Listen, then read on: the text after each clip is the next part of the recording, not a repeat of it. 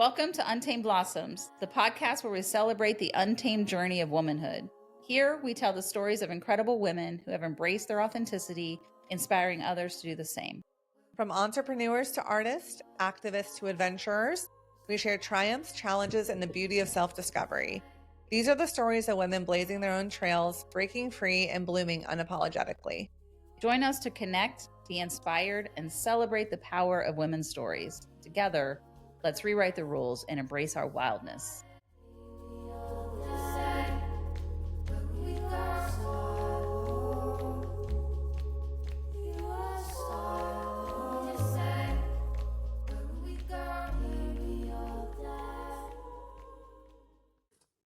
Welcome to Untamed Blossoms. I'm your host, Amanda Riley. And I'm Christy Riley. Welcome to the show, everybody. I got some sad news today. Oh, no. Not today, but recently. That one of my friends that I met at yoga, you remember her name's Crystal? Yes. She's moving. Oh, no. I'm so sad.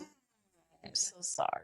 Okay. It's always so fun when you meet someone in the wild and you develop a friendship with them. And Yeah. I'm so sad she's going to move. But Moving away. yeah, her and her. I feel the same way about Sarah. She keeps threatening to move and leave us. Every time Sarah says Sarah, if you're listening, every time she talks about it, I'm like, no, you're not. My eyebrow goes up and I'm like, what?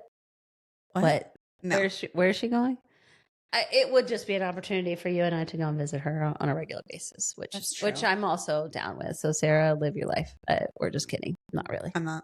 I just already have too many friends that live too many different places. I want everyone to come together and live. Your sorority group really spread out.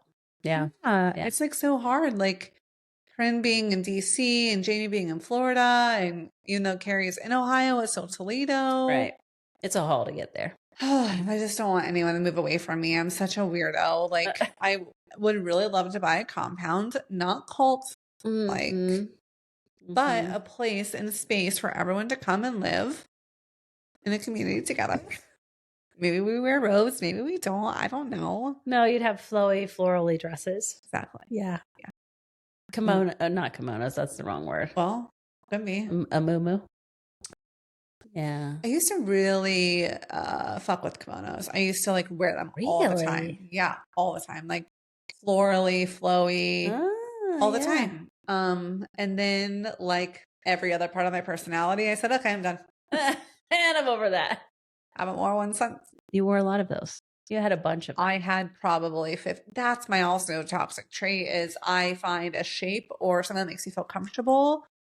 And like, this is what I will only be wearing. That's why when all of a sudden the bibs got too constricting for me, I thought I can never wear these again. We told them about the bibs. I mean, you notice we're not wearing our bibs. We talked about it a little bit. I think you'd let me off pretty easy.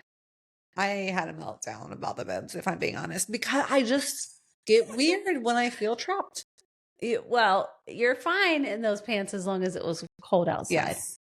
You feel trapped when feral summer rolls around. Yeah. I don't want to be sweaty and trapped. Yeah. When I'm already feeling sweaty and trapped, you know what I'm saying? It is hard out here for a sun goddess like myself. So she's like, I need to wear all of the flowy things and I cannot feel restricted. At all. Your dress is adorable today. Thank you. Yeah. You might not be able to see this because of the microphone placement, but there is some alterations that need done on the top so I can wear these in public. To keep things in. Yeah. I didn't know until it was too late, one might say. It's really beautiful. I love the colorings of that. It's really, really pretty. It's flattering on you. It's great. Yeah. You look beautiful today. Oh my gosh, did you? Thanks. Wow. Well, we have a new guest today. Yeah. Really pumped. I just stumbled across her on Instagram. In the wild of the internet. And I just thought she was really wispy and fun and creative. And what she's doing is a little woo-woo and a little crafty and artistic. And she just seemed like part of our tribe. Yeah. And I thought it would be cool to talk to her. So I reached out and she was like, yeah, let's play. And that was literally her response, which I thought was great. I love it. So yeah, I can't wait to talk to her. Hi, Elise. Welcome to the show. Thank you so much for having me. I'm so grateful to be here, and I can't wait to play today. We're so excited to have you. I was immediately taken by your energy on Instagram, which is why I reached out to you. I was like, oh, I love her. Woo! Your energy hit me right away. I was like, I like her. We should have her on the podcast. Yeah. I'm liking your energy right now. It's giving very Baby Spice, Circa Spice Girls. Like that's the vibe I'm getting right now. I love the Spice Girls. You do. She does love the Spice Girls. Yeah. I mean, who doesn't? Who doesn't? Right. For reals. They're lying if they don't. I've never seen Spice World. I'm like, you're telling me you've never seen Spice World? What are you even doing? And then they're usually like 20 years old. I'm like, oh, you don't even know the Spice Girls. You were young. Too young. Oh, wow. Well, Elise, you're joining us from Florida. I am. But you are not a Floridian by birth, right? You are a Midwesterner like us. I'm a total Midwestern gal. Grew up in southern Indiana, right along the Ohio River. The Ohio River, Appalachia. Yeah, we love that. We love that. So tell us a little bit about your background. Yeah. So, I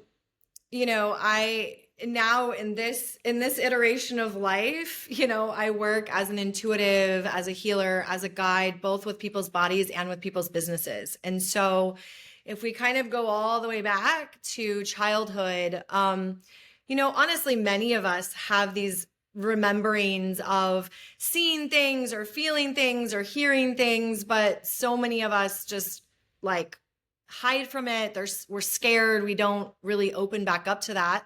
And there's a lot of people in this world that are opening back up to it now, but it was something that was a very prevalent thing for me when I was little. I could see, hear, feel, experience this kind of sixth sense energy. Ever since I was a little girl, the story that always comes forward is that when I was 2 years old, I was talking about my grandmother who was no longer in the earthly plane. And my mom was like, how do you even know about this woman? She died before you were born. And so thankfully, I'm so grateful that my mom didn't shut that down for me. And she really held space for me to be in this playful, creative, imaginative energy that, of course, later has become something that is literally my life path, my soul mission, all the things. So that was kind of the origin, grew up in the cornfields and seeing and feeling all the energies and everything. And it's really been this gradual dance throughout my entire life of let me lean in. No, I'm too scared. Let me lean in. No, I'm too scared. But there's always been this thread. And I've always had a knowing that there was something in my soul that I would like do something with this at some point in my life. Wow. That's so awesome. You went to college? No? I did and I didn't. I didn't finish traditional college. I've always kind of been a free spirit. I've never really liked maybe authority is the word. I don't even know. I wasn't a rebel. I actually followed the rules quite closely. But I was always creative. I was always an imaginative, person. I grew up as a dancer and a competitive gymnast. Lots of work with the body. So the body was always really intriguing to me. When I was a senior in high school, my parents got divorced and we were kind of what I thought like this perfect image of what family was, whatever the fuck that means, like, what does that mean? But that's what my little picture of my family was like, this perfect little family. And then shit just got real weird and my parents divorced and my world came crashing down and I had to figure out life. I don't really remember my senior year of high school. And so in the process of that, my mom and I actually ended up opening a clothing store, kind of like a Forever 21 spinoff, but like our version of this like teeny bopper store. So I became the buyer and really got into running and managing this clothing store, which was really super fun. We would do fashion shows and I'd create choreographed dances and stuff for our mall. Love that. It was wild, right? But in the process of that, I also met my now husband, who we've been, together for 19 years, married for 16. I don't know the math where we're at right now, but it was whatever that timeline was. I met him that same year. So we did long distance for a year. And during that time, I did do local college for kinesiology. And I was like, all right, if he was getting ready to graduate his senior year, and I was like, well, if we do that, will you move to Los Angeles with me? Because I want to go dance and perform and do that whole thing. So I waited another year. So I was home for a year doing this store with my mom. And then I went to UNC Charlotte to complete school with him. And so I continued my kinesiology degree there, but didn't finish. We moved to Los Angeles, dancing, performing, kind of started that whole thing, which really set a whole trajectory of kind of what my next phase of opening my spiritual gifts were. Wow. Say more about that. Yeah. So life is happening. I actually, when we went there, I went to massage therapy school because I thought that was the way that I wanted to work with the body. Quickly found out that was not the way that I wanted to work with my body, with people's bodies, but it was a stepping stone. I was dancing and choreographing in different professional companies and theaters and, doing the audition thing. And I just got to this place where I was like, there's more. I know there's more. I started getting like hits and downloads that I needed to write a book, that people needed to hear my voice and my story of like loving life, wanting more, but like being afraid. And there was this kind of dance that had just happened my whole life. I had also had quite a bit of health issues throughout my life, which I, of course, now believe it was spirit just constantly coming back to like the vessel of the body and how to heal naturally and how to work with your chakras and how to detox. So I kind of had these teachings throughout life, but my real kind of come back to my spiritual gift moment was in 2010. I was diagnosed with melanoma skin cancer. And I had remembered when I was 13 or 14, I had said a prayer to God. I was like, all right, God, I know these gifts are here for me, but I can't handle them right now. So when the day comes for me to open up and surrender to these gifts, you let me know. Well, that was that moment. The melanoma skin cancer in 2010 was that moment. I was like, oh, you're talking to me, God. Like, this is my moment. I can choose to go down this path of struggle and of whatever will be revealed of like what I have to do to heal this cancer. Or I can surrender and this cancer will be no more and life will forever be changed because I will now be open to my gifts again. And so I chose the second path of letting that go. I tell this story because it's a wild one. Sometimes the metaphysical and the physical worlds will collide. And this was one of those moments where one of my friends who was a massage therapist, she was an epic healer. I was like, I need your help. Can we go to the beach? Can we do a session? And so we went to the beach. She's doing a session and it was on the back part of my shoulder. And like they wanted to, go in and do surgery and all the things. So she scoops out from the back of my shoulder.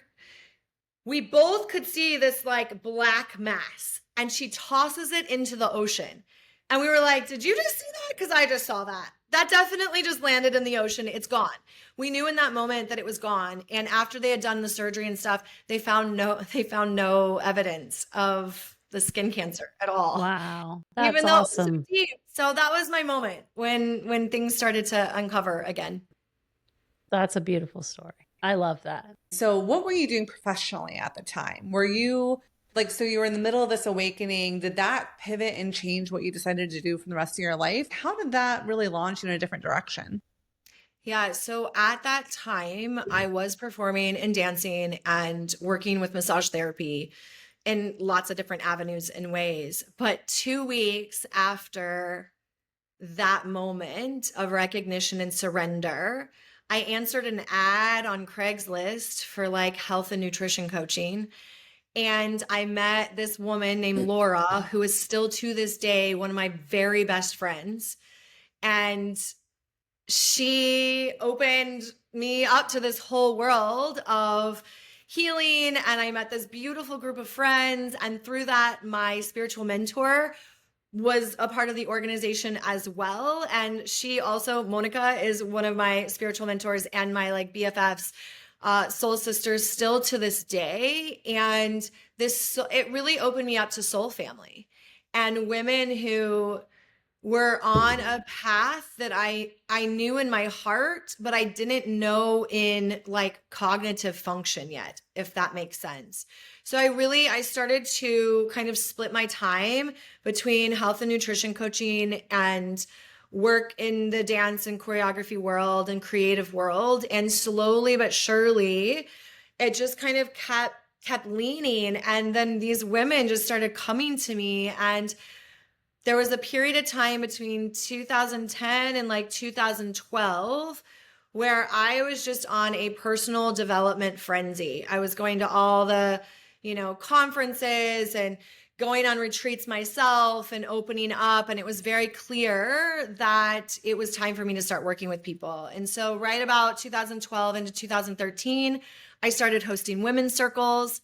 I think I charged, what was it, $65 for my first like coaching sessions. And like they were like 3-hour long transformational sessions, and they were like embodiment sessions. So we were using our bodies and breathing, but like 3-hour long.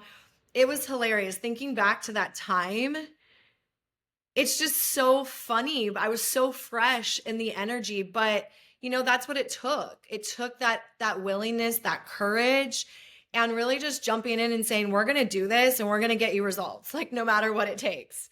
And of course now like the time and the energy is so much faster, but it's fun to look back at that moment. It's like your infancy as you were first fledgling. Exactly. Coming out. Exactly. So at that point, where was your trajectory then to switch completely over to coaching and away from dancing, or was dancing still something that was near and dear to your heart and you wanted to keep? Yes, and to all of it.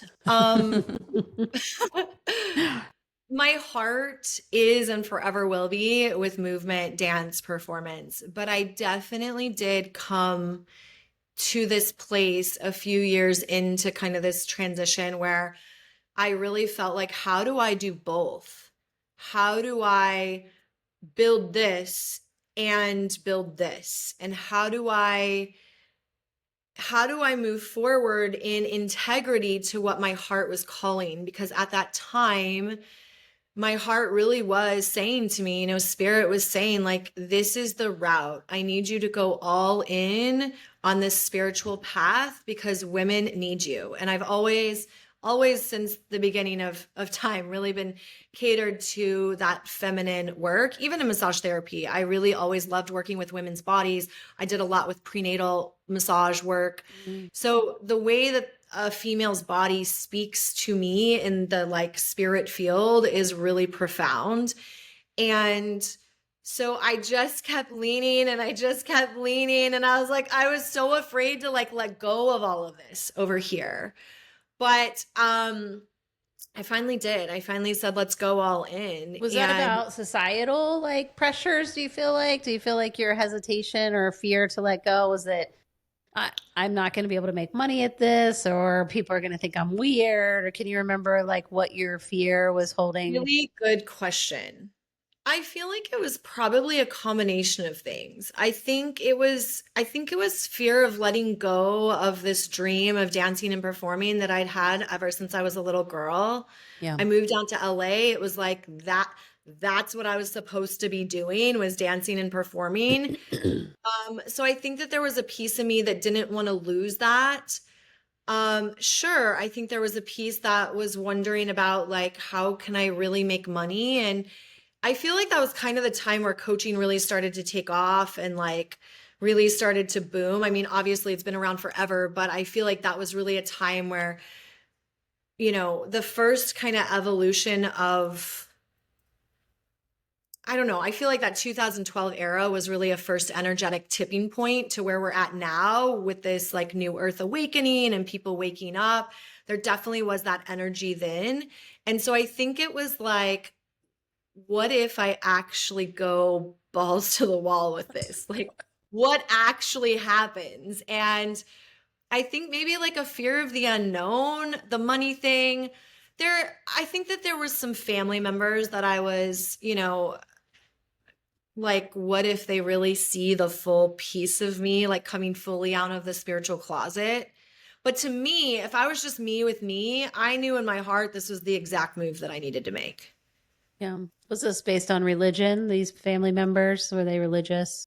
Yeah. Yeah. We've definitely had a few guests who have spoken about this of, understanding. I do want to get into the part a little bit where you talk about like, getting those messages, those downloads, the spiritual realm that you're in, that you're able to get those messaging, because I do think people have a perception about what that is and looks like. And then that can sometimes directly conflict with religious beliefs for some people and for family members.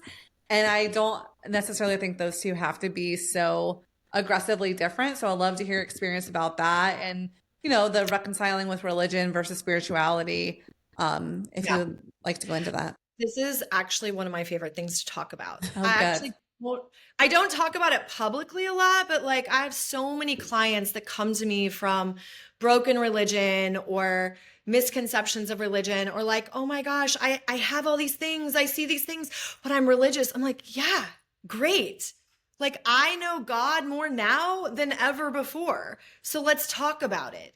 And this is the way that I've come to kind of explain it, is that this is my personal belief, is that religion is the like square picture, whereas it's not just the square picture. If you take the curtains back, there's a panoramic picture that is all of the religions, that is spirituality, that is our soul seeking truth. It is our soul seeking love. I mean, if we look at Christianity, because that is, I'd say that's probably like 65% of the people that I work with, but I work with people who are Buddhist and Muslim and Jewish. I mean, I've got people who are even agnostic who come and seek this. And like, it's because we all have this seed in our soul that is really just trying to remember. We're all trying to remember that we came from the same place, the same source, the same origin. I talk about origin a lot. Like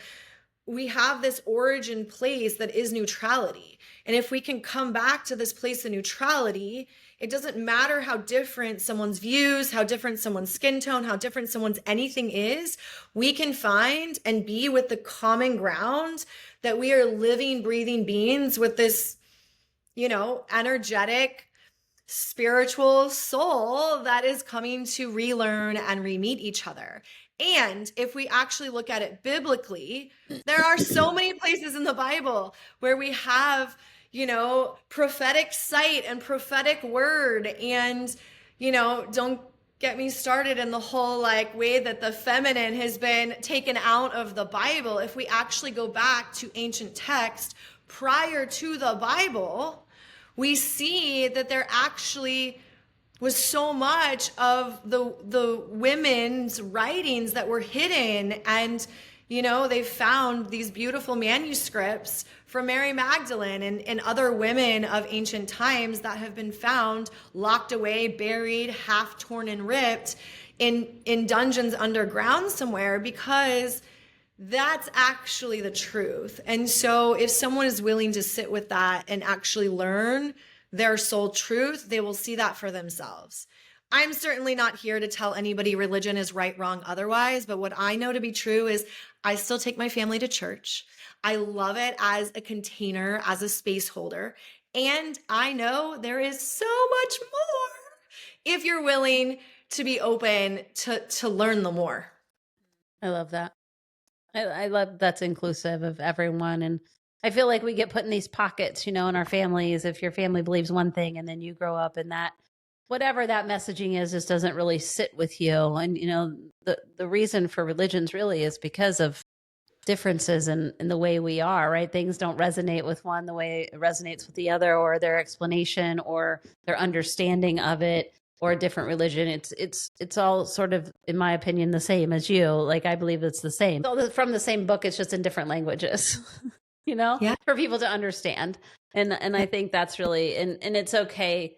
How many wars have been fought and people have died for the sake of religion and religious differences. So if we all can agree to be okay with what everybody else is believing and just move forward in kindness and love, it's would be a huge shift in the dynamic of this world. So yeah, it brings me to tears to even think about that vision. Yeah. And in my own personal devotion and prayers and time with the elements and the work that, I'm not quote unquote publicly doing, right? It's like I publicly do things with whatever, the internet and my clients and this, but in my own personal practice, it's like, it is those moments where I pray for that vision and, ask what can I do? How can I be a vessel, a bridge to weave humanity together? Because I really think that that's what we're here to learn, and the essence and the greater vision of it all. Yeah.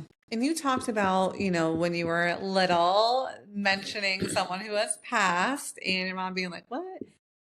So can you get into a little bit about that with us and just some of those downloads that you've had, some of the messagings that you've gotten and how you've worked through that? We definitely interviewed someone before who had a similar experience that was like, man, I was really pretty freaked out about this. It took me some time to process and learn how to download this information. So yeah, it can be really tricky, especially when it comes out of nowhere. I have a really dear friend, a newer and recent dear friend who she's a very talented therapist, but has never really heard from the other side. And she had a friend who very tragically passed, and this friend started coming to her and she called me. She was like, Elise, can you talk to me through this? Like, what is happening? And I was like, she is helping you awaken this part of your gifts. Like, this is a new awakening for you.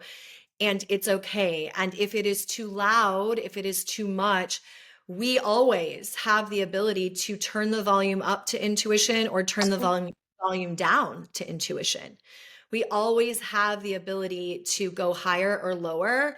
So I want to say that for anybody who's listening, whether you're seeing shadows in the night or voices while you're sleeping or a loved one is coming through from the other side, we always have the ability and the sovereignty to say yes or no to that.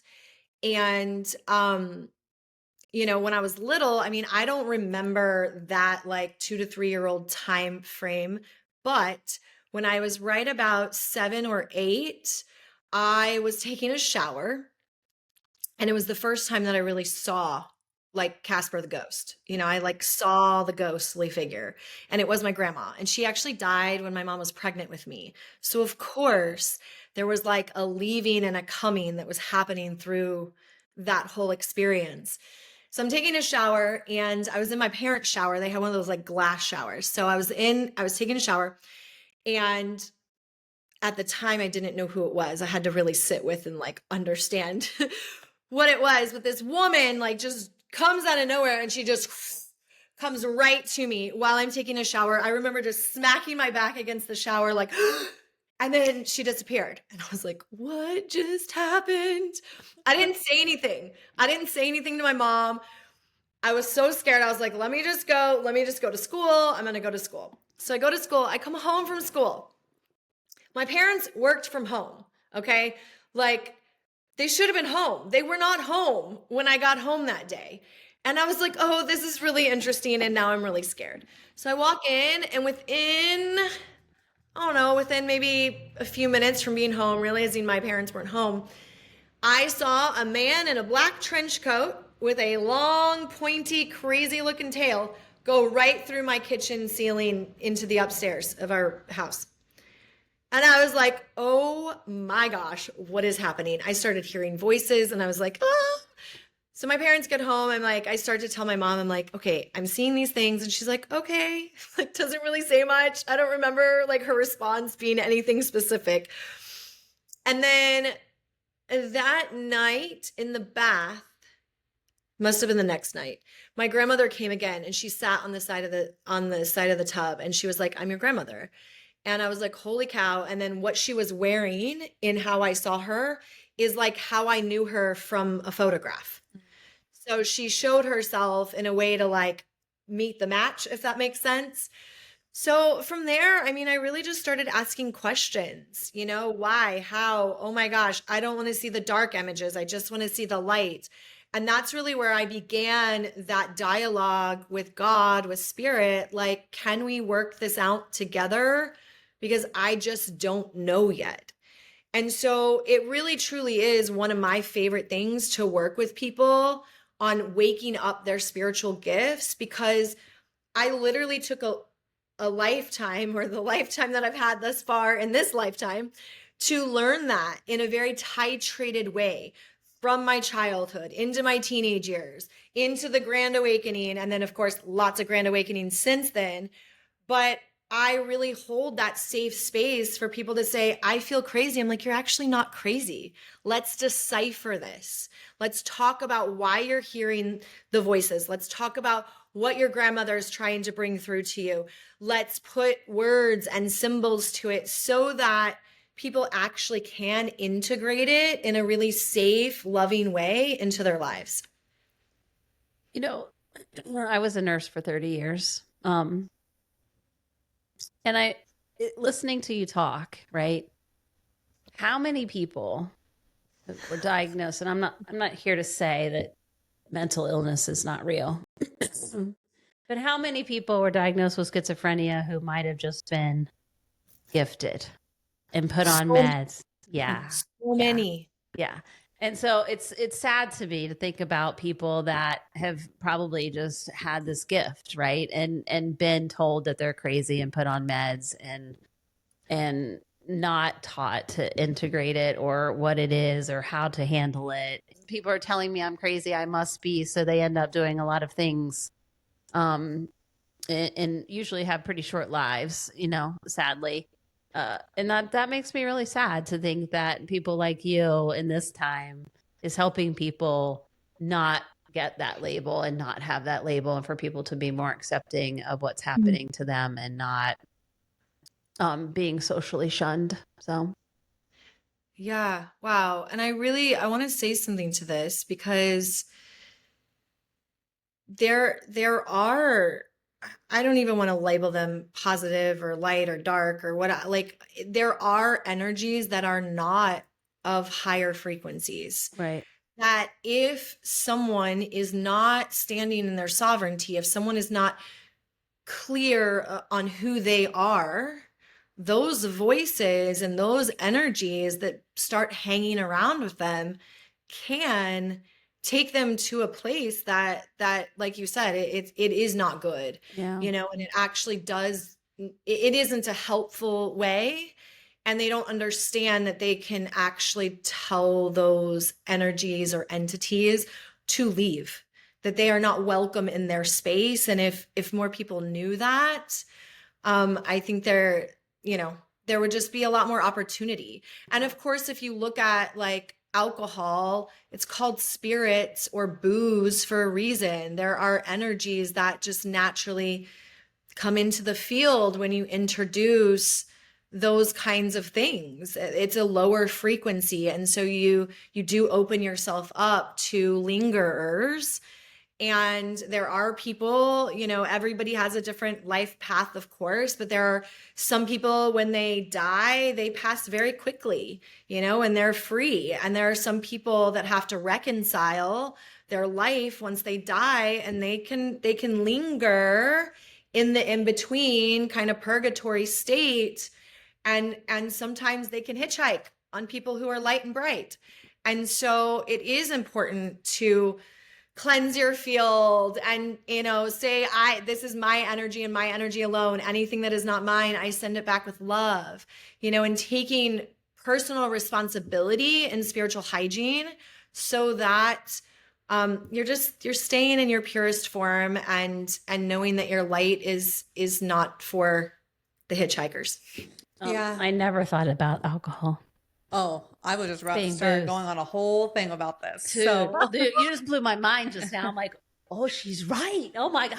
I never even thought of that. because what alcohol does to your mind, I'm 2 years sober and I really went through a whole like sciencey part of also alcohol because I knew once I know what it does to my body legit, then I will not do it again, right? And so when you start to realize what alcohol does to your brain, and then you combine that with like the spirit world and you realize how much of it shuts off, you stop producing short-term memories, like all of these things happen. Of course, it's going to be a big old entry spot for things to come into your life. And that frequency in alcohol being a depressant, and it's literally spattered all over it. If you really look at the branding of alcohol, it's not glamorous in any way. You're totally right. But it just allows, even in the physical world, like things that you know you would never say normally come out when you're drinking, or things that you know you don't even believe to be true come out. I was over here like, what did she just say? Booze? Oh my God, she's totally right. I'd never heard it spoken that way. It was crazy. Yeah. Yeah, insane. So you can hear voices. You can see people. Can you remote view? Yes, I don't practice it often though. Yeah. Yeah. Is there anything that you feel like you've had to like kind of back away from because it's too much, or just that you're like, this isn't really my jam? I mean, so when it comes to the way that I see now, I see very differently than I did when I was a little girl. As I mentioned, I saw like very clear ghost figures, like someone in front of me because of I think the fear that I had and the dance that I did, kind of welcoming it, not welcoming it, welcoming it, not welcoming it. When it all started coming back in 2010, and of course, like everything every year, there's like, oh, I didn't know I could do that now. But it's come differently. I don't see it the same way. Like if I saw one of your loved ones, it would most likely be in like a thought bubble kind of imagery, like cartoon character almost, versus human form imagery. So I see it differently, which I love because I don't really fear that in that way anymore. Is there anything I don't know. That's a good question. I don't think I've really backed away from anything, but based on who I work with, am I working with someone's business or someone's body? Am I, depending on the element that I'm working on with the person, there's different gifts that will show up. We're all very multidimensional beings. It used to kind of be this thought that we have one way to receive. We either hear it or we feel it or we know it or we see it. But ultimately, we actually have access to all of these plus way more. And so really it is about the practice and the development. And so yeah, it's fun to see a different combination of gifts and modalities show up for this person. And then for this person, something else totally different shows up. But I think I personally love that. I think it's just part of my personality as well. And I'm a Pisces, so I'm always just like floating and like welcoming and creating. So I'm like, oh, cool. What do you want to create in this space? And oh, cool. What do you want to create in this space? So I think that's the thing that's been the most fun, and really seeing and witnessing when I'm working with someone who is also working on opening up one of their own gifts. It is such a gift and a reciprocity to me, because that also then I can hold and help. It helps open it up within me too. So I love to be in sacred space with people. How did you transition from, and it sounds like you do both, still working one-on-one with people into working with businesses? Yeah, so this is a really fun one for me. I think I've always had an entrepreneurial spirit. I've always wanted to make my own money. I don't know if it's because my parents were business owners, or I don't know, just kind of was born knowing that I wanted to do that. When I was like, I don't know, 5, 6, 7, I would make paper chains dependent on the holidays. So like 4th of July, paper chains, red, white, and blue. And I would like put all the paper chains and I would go to all my neighbors. I'd sell them for like 50 cents, you know, and it was like the lemonade stands and the this and the that. I used to braid bracelets and like do beads, and I would have like, I would just sell things all the time. So it's kind of been in my nature to lead and do business stuff. And then, as I said, my parents owned a business, and then my mom and I opened up a clothing store. Being a dancer and choreographer, you're always a 1099. So you know, it's like you're never really working for somebody. It's always you're the talent. And then even the health and nutrition coaching, I was running that as my own business through an organization. So it's just kind of always been there to do that. But I think the biggest thing is like, I just knew in my heart that I wanted to help women. And so when I started helping these women and holding and hosting these women's circles, I was doing retreats. All of the women that were coming were in this transition point. They wanted to do something for themselves. They wanted to create a life of their own. They wanted to lead. They wanted to guide. They wanted to write a book. They wanted to open a business. And I was like, oh, of course, because that's what I've always wanted to do, is to have this mission or lead and guide. And so naturally, it just kind of, even though I was helping with women clear their bodies, their energies, open up to their spiritual gifts, as they opened their spiritual gifts, they became very clear on their mission. And so then we were like, okay, let's help you now go out and create this mission in the world.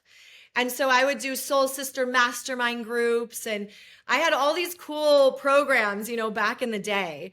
And then most recently, it just became really loud that I needed to help women more with business, because we are a force of nature. And if we do not bring in our spiritual self, we are missing the mark so much. There is like double, triple, 10x the business that can happen when we integrate that piece of ourselves. And so many women want to keep it separate, and or don't even realize that they can integrate that part to actually manifest, quantum leap, like all the whatever catchy terms that we want to call it, but there is actually a truth behind it. And so I just said, let's do it. And again, as soon as I surrendered and said, let's do it, Spirit brought in this formula of how the business has a chakra system, just like we do as humans. And so I now read the chakra system of people's businesses step by step, every area from leadership to hiring and firing to financials to creative to marketing. And it's the most cool, beautiful thing, because I get to just mesh all my worlds together and have this beautiful explosion of art and creation and spirituality, but tangible logistics and results. That's awesome. That's awesome. The thread of everything that you've even went to school for was all energetics. You know, like it's like you were looking for a label for what you were experiencing energetically. Does that make sense? Kinesiology, like is the study of energy literally in the muscles, and you know, and then you go into the massage therapy. Like you've just continued this. Any education has been all about energy work, and so that's really what we're talking about here is the energetics. Exactly. Yeah, exactly. Yeah, exactly. Whether it's an inanimate object or a living, breathing being or the soul of someone's business, like everything has energy. Yeah. And if we can understand it and learn how to put the puzzle pieces together, it literally just makes this really clear channel, and life, business, relationships, it all shifts in the most beautiful way. Awesome. Yeah. And we were looking just through your Instagram, doing some light stalking prior to the interview. And I came across one of your reels that was really interesting. You talking about building your base, right? And why are you not connecting with your audience? And what are you missing? So I would have to believe in this day and age, social media marketing is the best way for women to reach out. It's free for the most part. You know, you can pay for ads, but it's the way we get our business out there and we gain, you know, our audience and our followers. So what do you see energetically as most causing blockages with women and promoting their business online these days? There's a few things. There is a bit of a disconnect happening so many women believe that they are their business, especially in this realm of like coaching and healing. And, you know, I mean, even someone who is a solopreneur who is selling a product, we can get so attached to thinking that we are the business. And while we are the face of the business is actually its own energetic entity.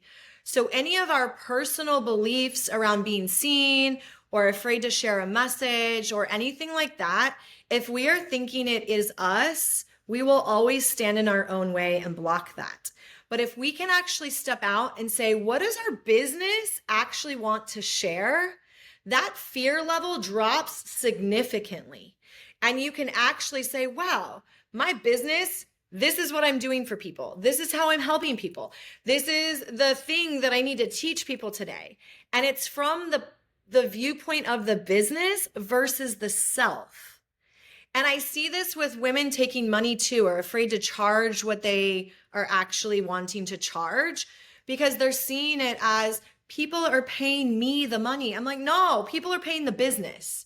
Yes, you're the one carrying out the job or the task or the service, but they are paying the entity of the business. Because ultimately, if you are in good business, financial, money skills, you're not just going to take all that money. There's money that stays in the business and then you're paying yourself. And so then we have to look at the energetics of that and how that enmeshed and intertwined relationship. So I know that was like a very long answer to that, but I really believe it's when we're too wrapped up in the business where we're thinking it's us. If we actually can step out of it, it's going to come and flow so much easier. You won't have that veil over your voice or expression because you're actually allowing the business to do the expressing. That's great. Yeah, I think that's helpful. And a lot of women fear, and I think a lot of women are targeted to, if you have a business, build your personal brand. Your brand is everything. People will follow what you're doing if they can follow you as a person. I think that's pretty pronounced among many people I know, especially women entrepreneurs. So allowing yourself some separation from that and letting the business do what the business needs to do, and being a conduit to that versus being it is a pretty big differentiator. So thank you for sharing that. Yeah, the conduit piece. Exactly. It's exactly correct. And I'm telling you what, even just in this conversation, whoever's listening, if you know that like, whoa, that's me, even just in this moment of having the awareness, I truly believe you'll see an immediate energetic shift in something somewhere just with the awareness alone. Yeah. And so what all services do you offer to people? So you do personal and you do businesses. So we would love you to kind of run it down for us. What are the things that you offer? And explain a little bit about those things too, in case someone's listening and they want to take advantage of any of those things. Yeah, for sure. Thanks. So one of the things that I'm having so much fun with right now is a spiritual business audit. And so it quite literally is what I shared. Like I go through the entire chakra system of the business and I have different ways that we can journey through it because every business is different. We can do like the full meal deal all together in a month. We can spread it out over 7 months for someone who wants a little bit, needs not quite as fiery, needs a little bit more integration support. We'll do like one chakra a month. But ultimately, this really is me going into your business. We meet a few different times. There's a giant set of questions that I have you answer that helps to open up the field of what your voice is, what your business voice is. We look at, not just every chakra level, but we ask the business to start speaking. And so I'll channel what your business is saying and sharing. We'll look at feng shui if you have either your at-home office, or I've been working with a lot of brick and mortars as well. So I'll actually go into their physical office. We'll look at feng shui. We do an entire energy clearing, blessing in the space. If someone's got their, office in their home, we might do a blessing or clearing in their home office or wherever their space, wherever they hold their space. But we're getting in really, really nitty gritty. And then I write up a full report. And it's looking at all of these different aspects. If we think about the root, right? You just ask about foundation. That is the foundation of our business. So we look, how rooted is your business? And I just worked with this one woman's business who it's been very rooted. She's had the business for 7 years, just opened a new location in a new place. And so we were looking at this rooted energy and the new energy, and they weren't speaking to each other. And so we had to bring this synergy back together so that the company could grow in a synergistic way. And so there's lots of different levels, the heart of the company, the mission, the purpose, how are you connecting with your clients? And so we write it all up, and there's tangible steps for each level. It's really profound. It's really beautiful. And that's what I would say is kind of the most like electric and alive right now. And then I'll do, like VIP weekend events where someone will just fly in and we get into the spiritual for their body. And then we go all in on their strategy and energetics for their business. Lots of really beautiful things. I run different challenges. I just did a Quantum Leap Mastery incubator group. We went together for 4 weeks. This past week, I ran a magnetic as fuck challenge. How do you become more magnetic in your energy and your presence and your field, both energetically, but also physically?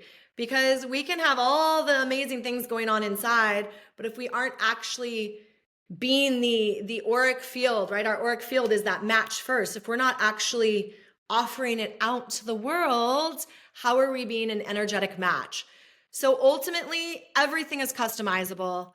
I just love to get in there and dive in. What I like to say is I'm your secret weapon. I'm your ninja, your back pocket ninja that you didn't even know you needed that will really offer that trajectory when you shift these little tiny things, but it makes a really big difference to the channel being clear for you.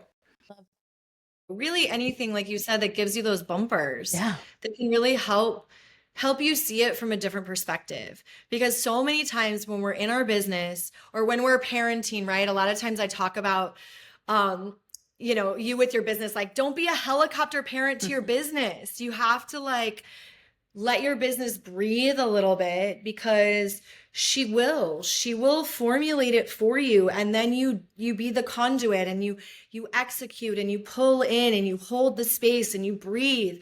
And then it actually frees you up to be your genius in the business. Totally. And it's such a cool thing. Yeah. Totally. And if people want to take advantage of any of the things that you're doing, where can they find the information about signing up for a challenge or signing up for any kind of coaching with you? Amazing. Yeah. Honestly, Instagram is like the place that I play the most, _awaken your soul. My website, Elyse Falzone, but I will be honest, so much of what I do is so in the moment and so quick and hot. Things are changing all the time. Just go to my Instagram. We'll chat there. Love it. That's where I found you, and you were immediately responsive, which was fantastic. Thank you. Yeah. We'll make sure we tag that in the show notes so people can easily find you. Perfect. Any last minute advice for all these women entrepreneurs out there, women who are thinking about being in the entrepreneurial space, going into business? Any messages that are coming through that somebody might need to hear? There's two. I think the first one is don't be afraid to really be you. You do not have to, we just don't have to wear the mask anymore. And I know that's easier said than done, but if there's something in your awareness right now in this moment, like, I actually can lay this down, I want you to lay it down. Just lay it down. You don't need whatever the thing is, the crutch, the excuse, the fear, and take one step in front of the other, one step in front of the other, one step in front of the other. As long as you are moving, the energy is going to keep moving, and it will support you. And set your intention so the universe can meet you there. If you don't set the intention, the universe can never meet you there. So that's one thing. Separately, don't be afraid to welcome your spiritual self to the party, even if your business isn't spiritual. Like, I've worked with so many real estate agents and people who have brick and mortar businesses that have nothing to do with spirituality. But when they allow themselves to trust their intuition and to open up to how spirit wants to work with them, they actually know what to say, when a new client comes in, because you can already feel and sense the energy of who this person is and what they might need. You know, they can walk into a home if it's a real estate agent, and they can energetically clear the home. So when their client comes in, it's feeling good. It's feeling like this safe, beautiful space. So there are so many ways that you can integrate this spiritual and energetic work without outwardly having to be spiritual. And I think that is really key, and where so many women can fear that. It's like, you actually don't have to be afraid. It's your secret weapon too. Don't let it just be mine. Let it be yours too, because we're all of the same makeup. It's all there. We have these skills and we have these talents, and I'm just here to help sprinkle the fairy dust and help you realize it. Help everybody understand that they have the talents within them to understand all of these things. Yeah. Yeah. Exactly. Yeah, I love that too.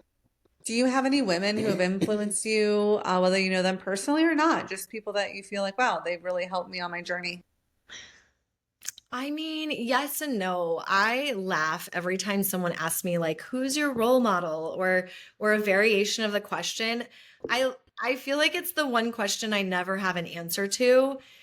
And so I'm just going to laugh at myself in this moment, because I'm like, okay, we're right back here. But what I will say is, I'm inspired by women who take the leap. I'm inspired by women who have the courage to do the damn thing, to open the business, to wear the wild clothing, to speak up, to go after their dreams, even when it totally doesn't make sense.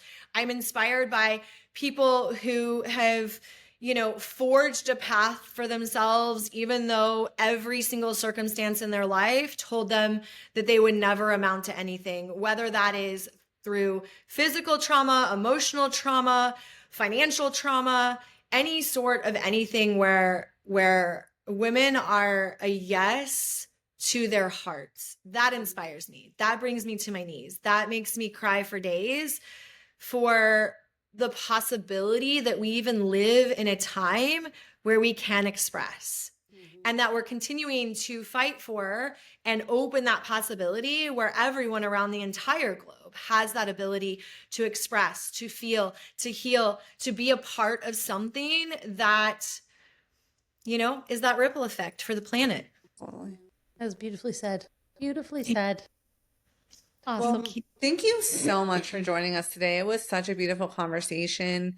Would definitely love to have you back sometime. Maybe get into some weirder, deeper things. We love that. We can go weird. We're diving into all of the woo woo. We want all of it. We can go aliens. We can go near death experience. We can go all the things. Yes. Stay tuned for part 2. Yeah. We need to do an alien deep dive for sure. Thank you so much for joining us today. This was a great first taste. When this episode airs, you'll be able to hear it on Spotify, iHeart, YouTube, and Apple Podcasts. And if it speaks to you at all, please share. Yeah. Elise, thank you so much for coming. We appreciate you, and we appreciate the work you're doing. Beautiful. Thank you both so much. It was such a joy and an honor, and I can't wait to come back and see what else. We would love to have you back. We would love to have you back. Love you all. Love you all.